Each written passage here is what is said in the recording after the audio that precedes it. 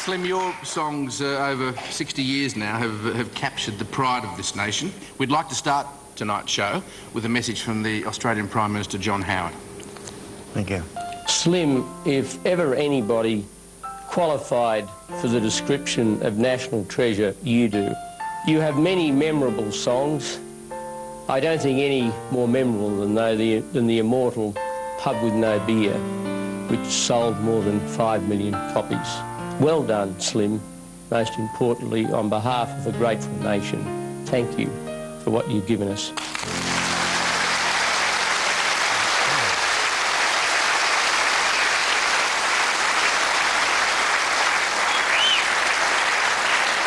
And of course, Slim, some of the leading names in country in Australia are here also to pay tribute to you. Opposition. Well, yeah, No. opposition, but great mates. Great mates, absolutely. Ladies and gentlemen, would you please welcome, first of all, Mr. John Williamson. Oh, great. Graham Potter. You old bastard. Good to see you. Adam Brand. Another bastard. And Becky Cole. I love you, mate. You got some?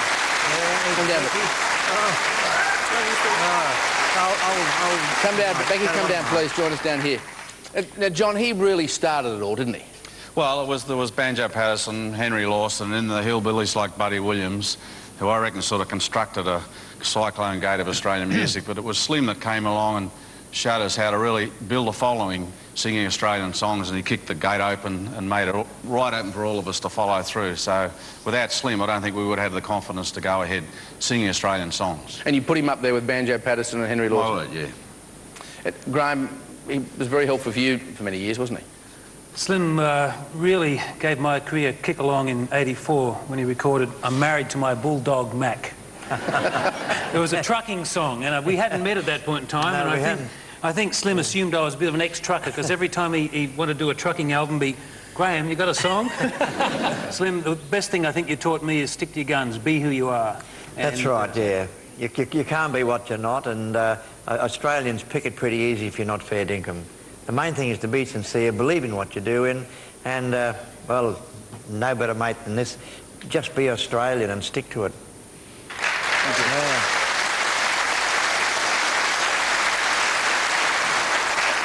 Adam, tell us how you met Slim. It was at an industry luncheon, and I remember nervously waiting to meet Slim Dusty, and I had my hand outreached to shake your hand, and you brushed my hand aside, threw your arms around me and gave me a big hug and told me you were proud of me. That's right. And that's a moment I'll never forget as long as I live. Good. You're doing a good job. Keep up the good work.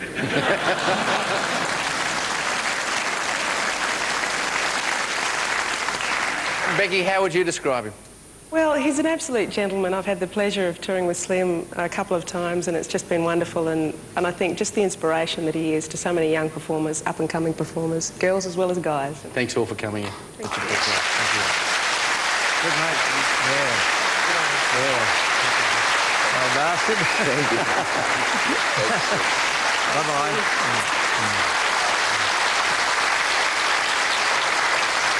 And straight after the break, we begin the life and times of Slim Dusty.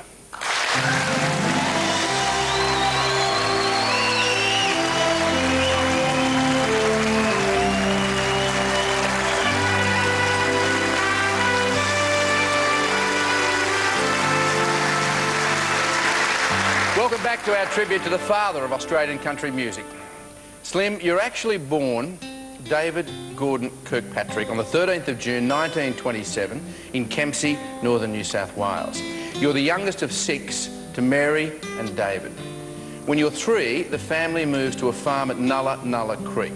Now, it's a solitary life for a young boy, and you develop this agonising shyness. At 7, you begin school, but despise it. In fact, you use every trick in the book to avoid it. Is that true? That's right. I found him hiding behind a chook house once. It's your sister, Kathleen.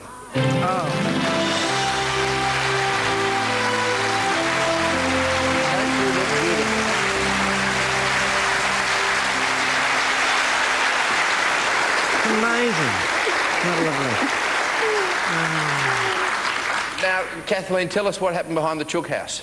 Well, he wasn't very keen about going to school. So Mum sent him off this day, and, and I went down the backyard later and found him behind the chook pen. It's a good place to be. So, of course, I went and told on him. You dobbed? Yeah, dobbed him in. And my sister Jean then had to take him back to school. That's right. Yeah, Was he always a mischievous kid? Oh, well, a little bit. I know I had an argument with my sister Jean one time, and she finished up being hit on the head with a claw hammer, so I must have been a bit vicious. And Slim, your other remaining sister, Lorna, couldn't be with us tonight because she suffers from Alzheimer's. That's right. But with the help of your nephew, Max, she sends this message. Lovely. Hi, Slim. Mum and I would like to congratulate you on your 100th recording. We're all very proud of your achievements. Sorry we can't be there. Hope you have a great night.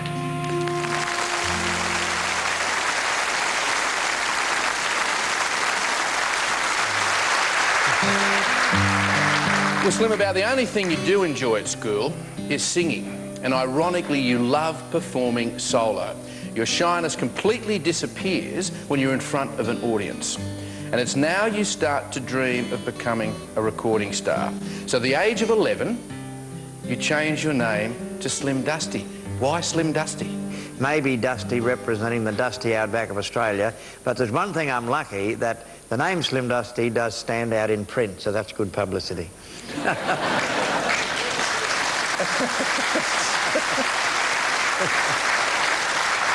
So even at 11, you're thinking publicity?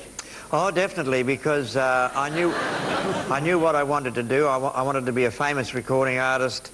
I wanted to see this great land, travel this land, like some of the other show people that I did idolise. And anyway, I've done most of those things. You sure have.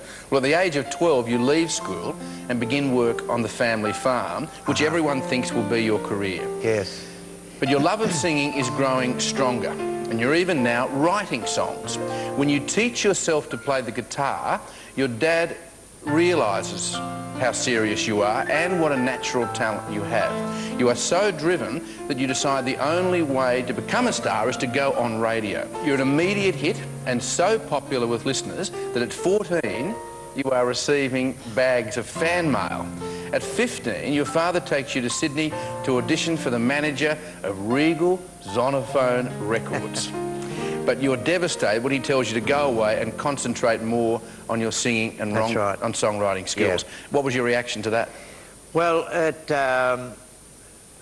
I was quite a strange kid. I was shy in many ways, but I knew that I was quite a good singer, quite a good guitar player, and I wrote pretty good songs, so I thought he was wrong.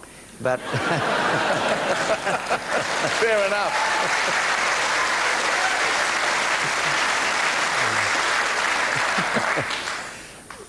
Sadly, you are only 17 when your dad passes away from a stroke, never to share your enormous success. But then after years of perseverance, singing in town halls and rodeos, you finally sign your first recording contract at 19. And your nephew, Philip Partridge, is sort of there to share that moment with you, and here he is. Oh, that's...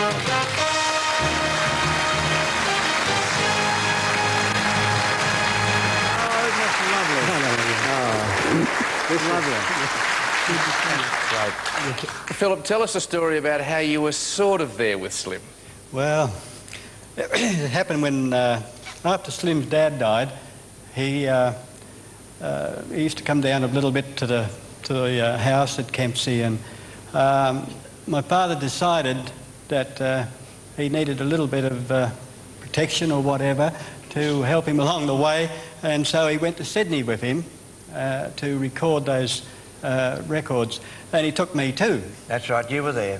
First time in the city, and I was really taken up with those automatic lifts in Nicholson's, up and down. So I spent my time going up and down, nearly wore them out.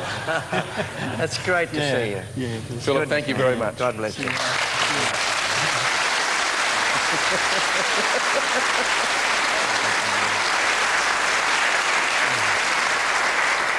Slim, the first song you commercially record is also one you write.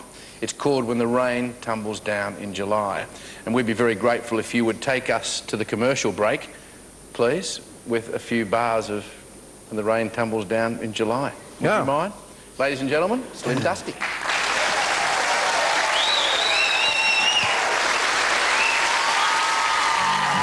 Where the logs tangle up on the creek beds and clouds veil the old northern sky, and the cattle move back from the lowlands when the rain tumbles down in July.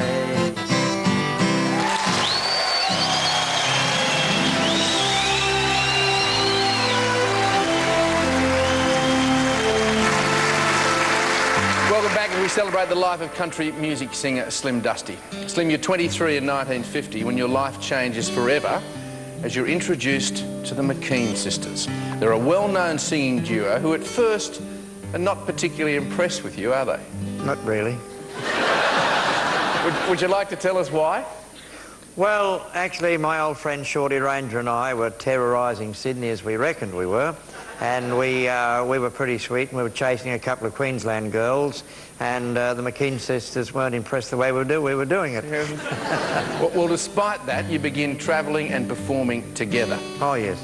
And it's not long before you fall in love with one of them. Well, I told Slim he wasn't good enough for my sister. It's Slim's wife, Joy, and sister-in-law, Heather.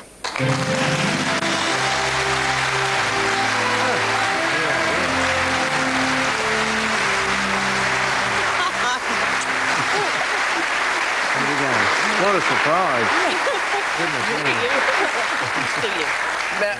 Now, Heather, tell us why you didn't think he was good enough for Joy. Don't laugh like that.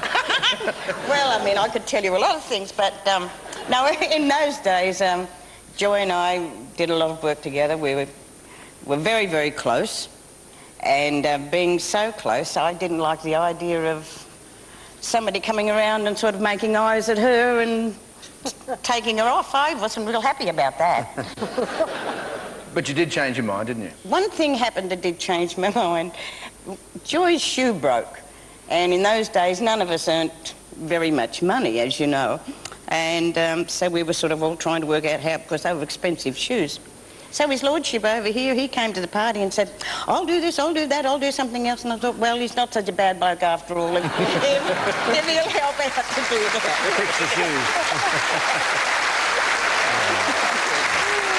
shoes. And Joy, after Slim proposed to you, you actually accepted his proposal without knowing his name. Is that true? Yes, that is true. Fell in love with him, and actually we became engaged to be married. And my mother said to me, but darling, that's not his real name, is it? What is his real name? And I sort of looked at my mother and said, I don't know. And she saw you as being Mrs. Dusty. Well, she is Mrs. Dusty. She is Mrs. Dusty.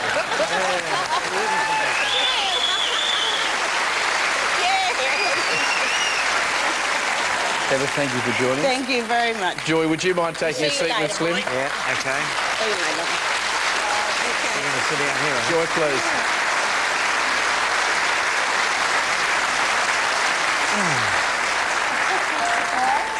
Now, you guys marry in 1951 while Slim's working full-time as a plasterer to help make ends meet.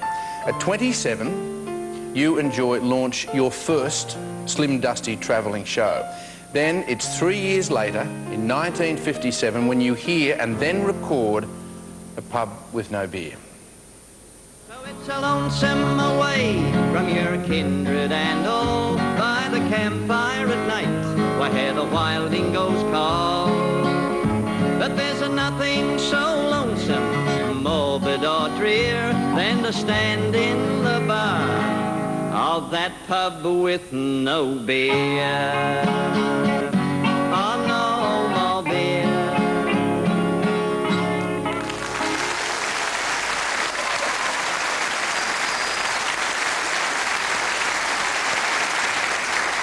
Now, Now, despite most city radio stations refusing to play anything remotely country, it still sells 30,000 copies around the country. But then a young disc jockey arrives in Sydney and begins playing it all the time. His name is Bob Rogers, and he sends you this. I was the new small frog in a big pond, and I needed something different to attract attention to my radio show. I mean, anybody could pick Elvis Presley or the Everly Brothers in those days, or Connie Francis, one hit after another. I wanted something that would stand out. And I remembered a pub with no beer that was attracting attention when I left Brisbane, and I started to play it. As they say, the rest is history for both you and for me as the disc jockey. So I have a lot to thank you for. And we're still in there, old fella. I'm sorry I can't be with you tonight, but I know it's a wonderful occasion to you and all your family. Congratulations, and the very best for the years to come.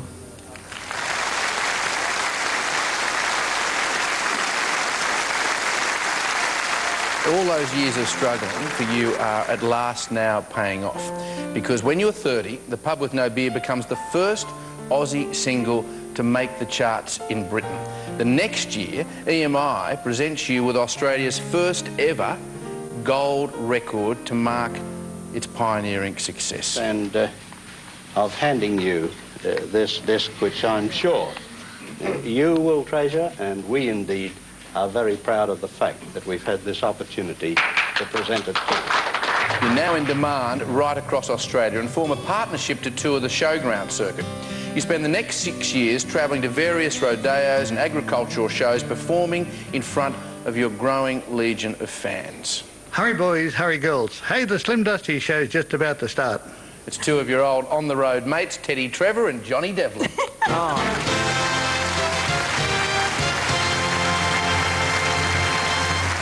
it's incredible. There you are, mate.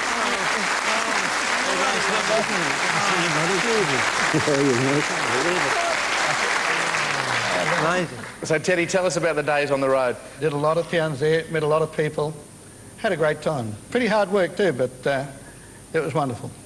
Johnny, you've got some memories of hard work, haven't you? Oh, yes, I certainly have. Slim asked me if I'd join his show at the Royal Brisbane Show, the Brisbane Exhibition, and I remember it quite well. I'll never forget it, actually, because I didn't know what I was letting myself in for. A lot of hard work. A lot of hard work. Not only that, mate, I'll tell you what, he was backstage and bawling the billy all the time and drinking lots of tea. And I said, mate, what's all the tea for? He said, mate, if we don't drink plenty of this stuff, he said, we'll never get through the day. And I said, why is that? He said, because we're going to be doing about 30 shows. In one day. I couldn't believe it, mate. I've never worked so hard in my blooming life. But I reckon we looked like a couple of teapots by the time we'd finished, mate. And did you do almost 30 shows? We did nearly... Easily sometimes. Easily, yeah. Yes, It was incredible. They were only small shows, like half-hour shows, but they'd start at 9 o'clock in the morning and finish about midnight or something like that.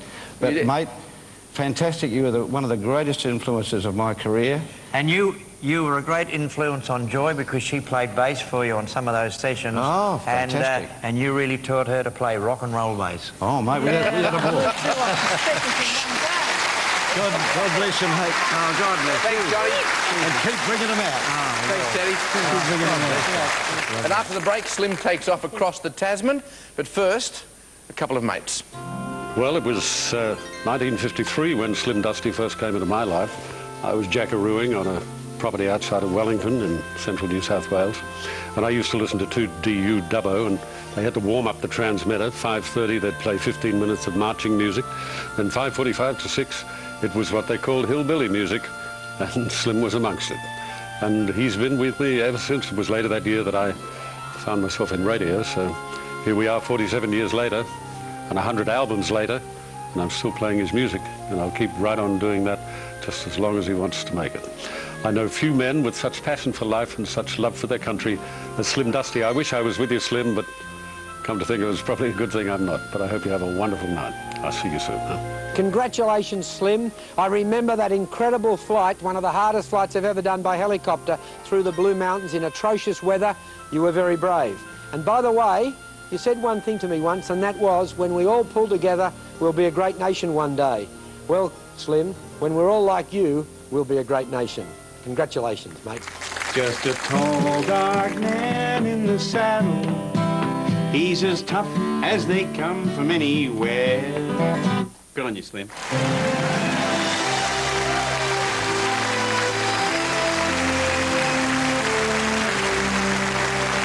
Question, the album of his career. Slim Dusty, looking forward, looking back. Looking forward, looking back. Out now.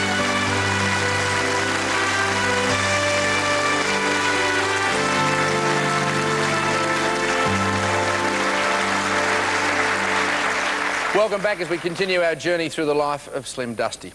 Slim, it's 1969, you're 42 and head for New Zealand, where you meet and link up with the Hamilton County Bluegrass Band. And it's not only the beginning of a business association, but a lifelong friendship as well.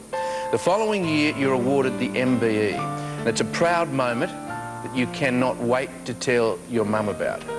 But that isn't to be, is it? Mum sadly passed away, and but I'm quite sure that, you know, that she knows that I got the MBE.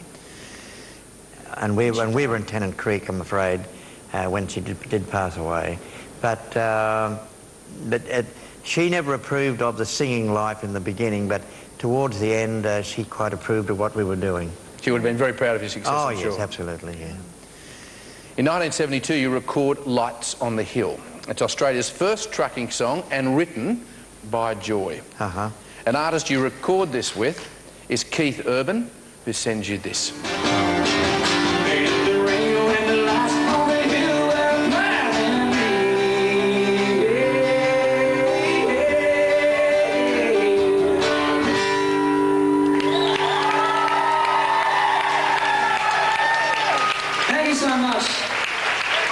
Slim, I just want to say a quick hello to you and want to wish you all the best, but this is your life, mate. This is an awesome time for you. I got to tell you that as a young guy in Australia, about 9 years of age, I remember standing in line for about an hour and a half waiting to get your autograph on a sheet music of the song called Lights on the Hill, which we just did.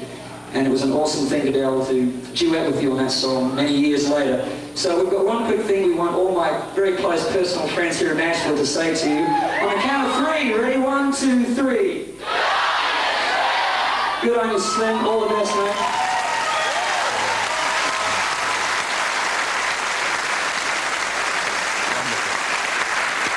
Now, Lights on the Hill becomes the biggest and most consistent seller since The Pub with No Beer. Then in 1974, you're struck down with what you think is a harmless virus until it starts to affect your voice.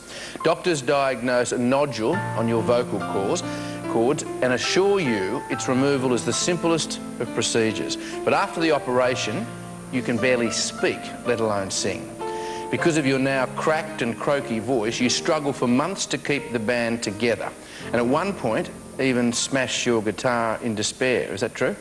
Yeah, that basically happened at Ballarat, and it was a very tough time. We kept going back to the doctors and we're changing our doctors and specialists, and I had 6 years of problems with the vocal cords, with the nodules, and then I was recommended to Dr. Benjamin, and he said, I think I can find the trouble, I can fix it, but it won't be any more operations with the knife, it will be with the laser beam. And he said, I'm convinced I can take the nodule out and let the vocal cord grow back quite level and you'll have your voice back. And how many years ago was that? Mother, it's better on time. Many, many years ago, and the voice is better than ever, thanks to Dr. Benjamin. So now, with 46 gold and 3 platinum albums, you cross all stratas of society and music, which is why in 1976 you are proclaimed the king of pop. The winner is Slim Dusty. Thank you very much to everyone, TV Week, all the organisers of this fabulous show here this evening. I've really been taken unawares. It's great to receive an award like this in a pop atmosphere, because I raced down here to Melbourne today without my hat. Without your hat? Without my hat. I hope people can recognise me, but anyway, I'm very grateful.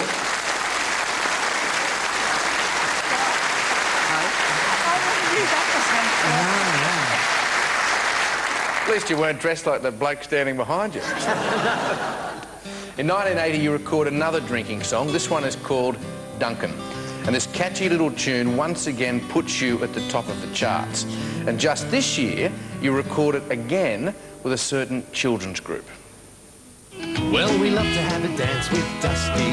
Well, we love to have a dance with Slim. He can do all kinds of dances, and nobody dances better than him. He'll dance in the country where the atmosphere is great. We love to have a dance with Dusty. Slim Dusty's our mate.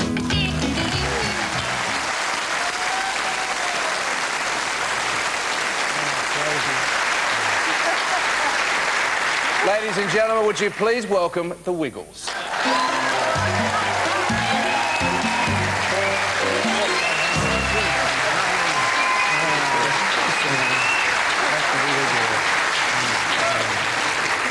Anthony, if we could ask you, how did it all come about?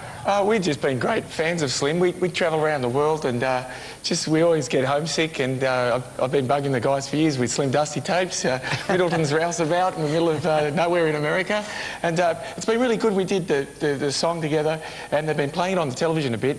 And the other day at a show, we brought out Dorothy the dinosaur, Wags the dog, and everybody, and there's this little boy, you know, everyone was excited, except this little boy put his hands up and he said, "Where's Slim Dusty?" Which is great. I'll get his autograph. You're catching on. You've got another 50 years. Exactly. That's the 4th or 5th generation. Yeah, it would be, yeah. Guys, thanks very much for coming. Thank you. Really appreciate it. God bless you.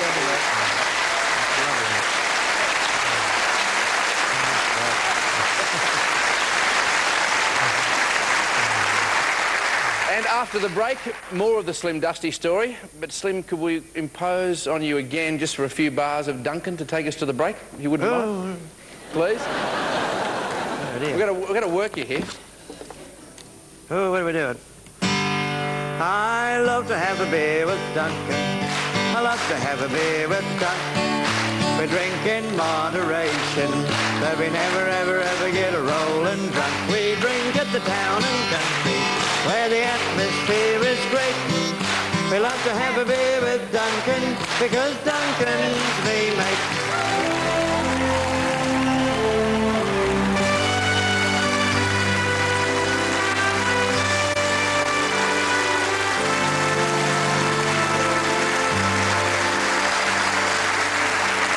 Welcome back to This Is Your Life and Mr. Slim Dusty. Your comeback in 1984 is via the Slim Dusty movie. Yes, and every day to Sunday, if you catch him there on Monday, on the plains of Pepperminati, where the Ormond River flows. The Aboriginal people of Pepperminati feature in that film, and they always hold a special place in your heart. And tonight, they send you this message. It's Harold here, Harry Wilson's son. I'd like to congratulate you on behalf of my family and Dad and the Pepperminati community for giving us good music. Thank you.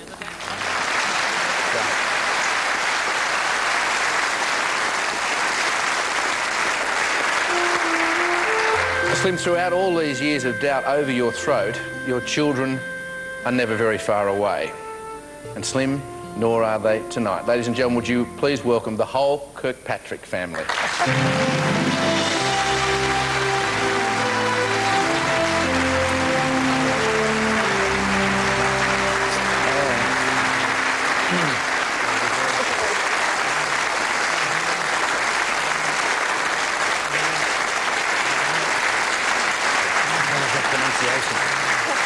All right. Hey, Jim. How are you? Good to see you. Good, mate. And can I, if I could start with you, you actually followed in your dad's footsteps, didn't you? Well, yes, I learnt the ropes in the family show from a pretty early age. And in fact, my first job when I was about 10 or 11 was to carry the gold 78 across the stage as Dad was being introduced. That was my big job. Then I progressed to one song in Dad's bracket, then 2 songs. I finally got my own spot, and then I went on to make some solo albums later on. So yeah, I've had a great time. Yeah. We'll be doing 101 next. Oh, okay, right. So he says. And David, you've got some, you've got a particularly funny story on the road about your mum, haven't you? you? Well, there's quite a few that they torture me with, but this is a particularly good one in that in those days, like we would travel for a long time and growing up on the road, and we would often be a couple of days between shows. We'd actually stop and we'd be able to shoot wild game, whether it be pigs or whatever. But this particular time was some wild pigeons, are particularly nice. Very juicy. Anyway, there we were travelling off, and I thought I was doing the right thing, and Dad was driving and Mum was having a sleep in the back of the car, so I thought I'd sit in the front and do the right thing and pluck these dutifully, throwing out handfuls of blood and feathers out my side window, totally oblivious to the fact that Mum had her back window down, and so everything was coming in on her face. And sound asleep. And sound asleep. But when she did wake up, she woke up loudly. Now, Kate, as Slim's granddaughter, you've actually performed with your pa, haven't you? Yeah, that's right. I think I was only 6 years old, and we sort of went into this studio, sat down and just very casually recorded G'day, G'day. And yeah, I mean, it was just a lot of fun for me as a 6-year-old. And we actually happen to have that footage of you at age 6 singing with pa. Can we have a look at that, please? G'day, g'day, and how you going? What do you know? We'll strike a light.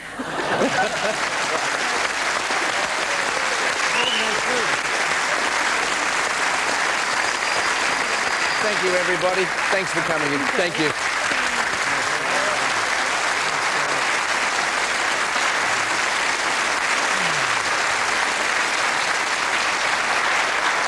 And after the break, more surprises for Slim Dusty.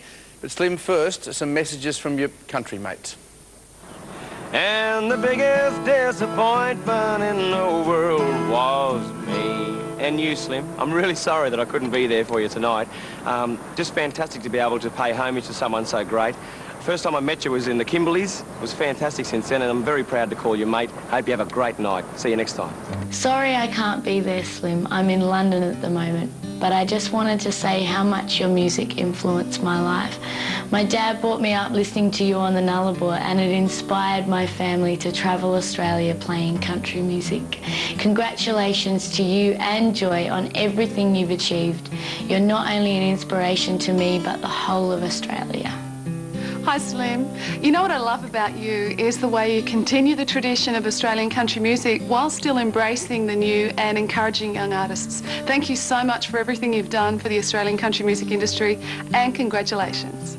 Slim, I was supposed to come here and say something nice about you, and I couldn't think of anything. So Miss Dixie, my wife, and I got together and wrote you a song. See if you like this one. So here's to you, Slim Dusty, as we raise a glass. Best for the future and thanks for the past. We love you, Slim Dusty. Enjoy your wife. We're glad to sing to you, Slim. This is your life.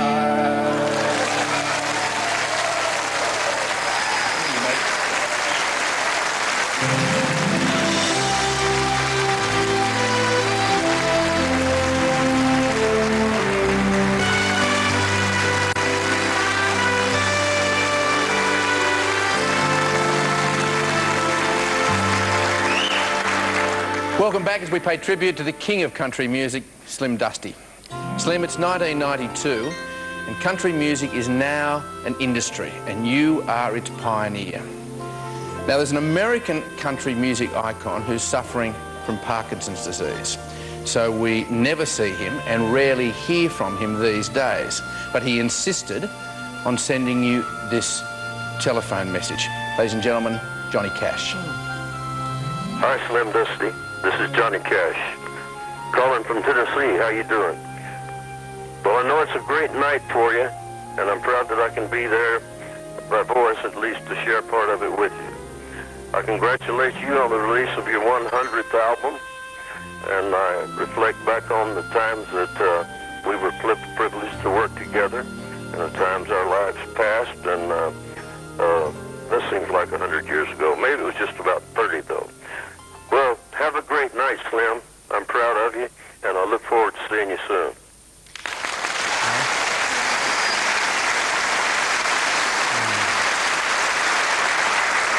Slim, in 1998, you're awarded the Order of Australia for your services to country music and the entertainment industry as both composer and performer. You're also voted by the Australian public as one of the nation's 100 national living treasures. Then only last year, at 71, you face your biggest health scare. You're extremely run down and begin to feel a tightness in your chest. Your son David sees the signs of a heart attack and rushes you to hospital, where you undergo bypass surgery within the week. Slim, who knows how many lives you've touched and brightened over the decades? But it was in New Zealand 30 years ago when you and Joy meet your lifelong mates. G'day, Slim. There's a couple of hungry Kiwis out here wondering if we could come across for a barbecue. From New Zealand, the Hamilton County Bluegrass Band, Colleen and Paul Trenwith.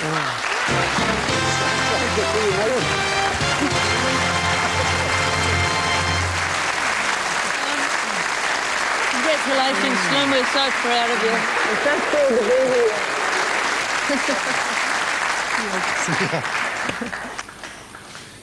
Paul, tell us about those barbecues on the road. When it was too far between towns, we used to pull off the road. We were travelling with 6 vehicles and caravans, put them in a circle, build a fire out on mulga wood, put it in the middle, and when it came night time, light up the fire, cook our food, sit out under the stars and talk and put on our own concerts. They were great times. I've got a song on the 100th album. It covers some of those days in a rough circle. But I still say that although the travelling days were harder with the caravans and the long distances, they were the best darn days of all. Let's do it again. We had... I don't think we really realised the significance of a lot of the things we did in those days as young people, but we're still fairly young, thinking about it now, one very significant thing we did was we were flown up to Darwin. I think Slim and Joy, Paul and I, and might have been Anne and Colin, right after Cyclone Tracy. To put on a morale-boosting concert up there, and it was a very moving time, and Darwin was just devastated, and you know, Slim and Joy, we've learnt from them to be very determined and strong in all situations, and I know that the people in Darwin at that time were strengthened and comforted tremendously by this man's voice and by his positive songs. You're an amazing man, Slim. Thank you. We love you.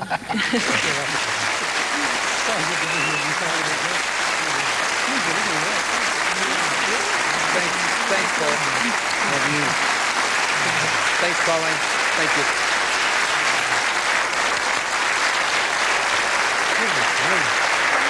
Now don't go away, because after the break, a special musical finale, courtesy of Slim Dusty.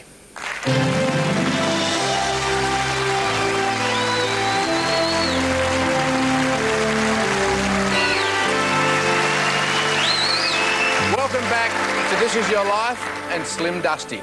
Well, Slim, here we are tonight celebrating your 100th album. Congratulations. Thank you. Congratulations. 3 generations of Australians have now come to follow and respect you. And not only is a singer, songwriter and historian, but in every sense, a true blue Aussie and gentleman. You are someone this country will never forget. And in true Slim style, we would ask you, your friends, the band, if you wouldn't mind taking us out with tonight's show with Joy's song that she wrote. And we'd be very grateful if you'd all sing Lights on the Hill. Ladies and gentlemen, Slim Dusty. Let's go!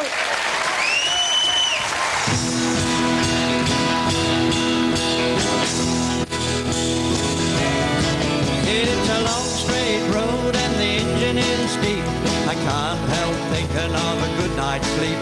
And the long, long roads of my life are a-calling me. These rough-old hands are glued to the wheel. My eyes full of sand from the way they feel.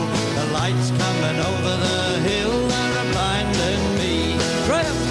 Oh! It's a long, tough haul way down south. The man's gotta find a little breath for his mouth and a home for his girl, sweet as honey can be. Joy!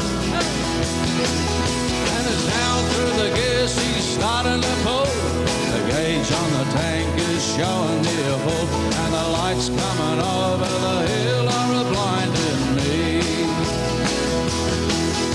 It rain on the road, and I can see the loads that are shifting in a dance. Too late to see the post, and I haven't got a ghost of a chance. Oh no. The windscreen wipers are beating in time. The song they're singing is a part of my mind. I can't believe this is really happening to me. But I'm over the edge and down the mountainside. I know they'll tell about the night I died. In the rain with the lights on the hill are blinding me. Cajun fiddles! Woo! Woo!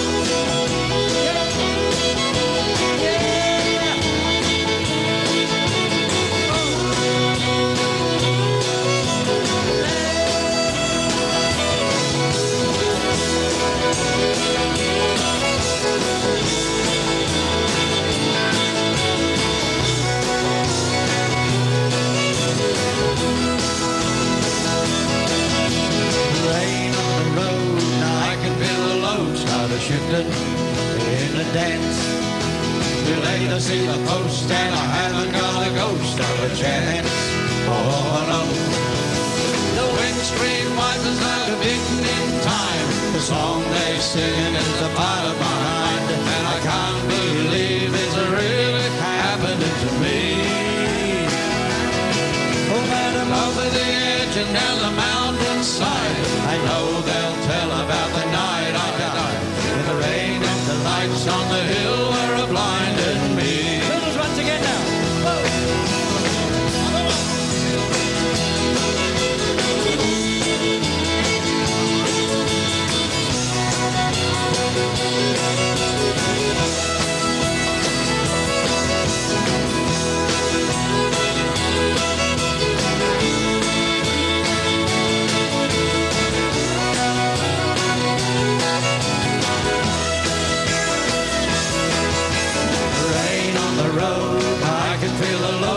Shifting in a dance.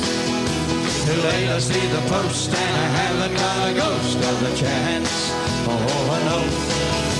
The windscreen wipers are beating in time. The song they're singing is a part of my mind. I can't believe this is really happening to me.